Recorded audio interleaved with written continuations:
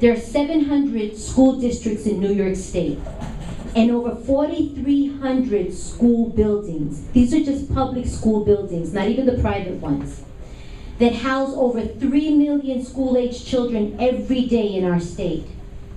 The school districts spend over $1 billion annually in electricity costs. Yet New York State has done little, if anything, to help these schools convert to alternative energy sources that would save taxpayers and businesses hundreds of millions of dollars annually. So I say, before we continue to take a scalpel, excuse me. You know how to pronounce that, my enunciation. I can't spit it out, I need a coffee.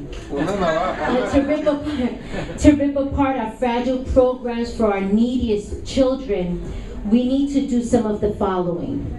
We need to bond the millions of necessary to fund the conversion of all our school buildings into wind and solar energy factories that can even help school districts raise needed education funding through reverse metering and prevent service cuts to our children.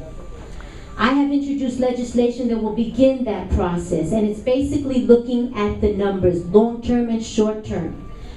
I estimate that the conversion away from the electric grid by our schools will create some 40,000 temporary jobs and 3,000 permanent jobs, and drive the manufacturing of new wind and solar technologies in our own state, including the demand for alternative energy instruction in our community colleges for the workforce training needed to maintain this new infrastructure.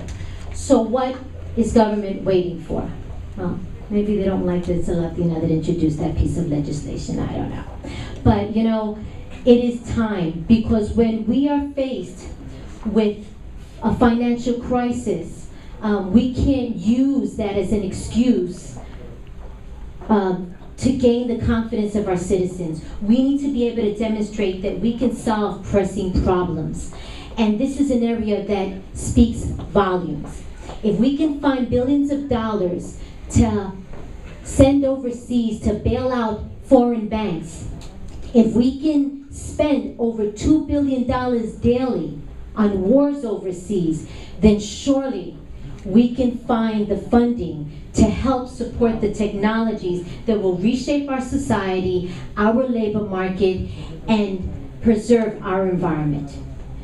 During tough economic times, we know that government can play a strong and unique role in implementing policies and improving our lives. American history has several examples of that.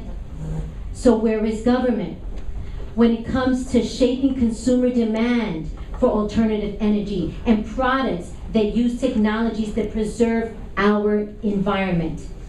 Other than a few incentives at the federal level, there's not much in place as incentives to help New Yorkers buy into green products and green energy.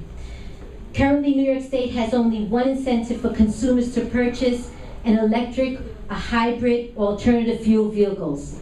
And that incentive is eligible only for drivers who commute to and from Long Island.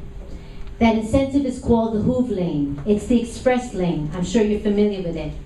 And over the past 5 years, slightly over 12,000 cars have applied for and are eligible for the pass, for the Clean Pass Vehicle Program, to use these Hoove lanes.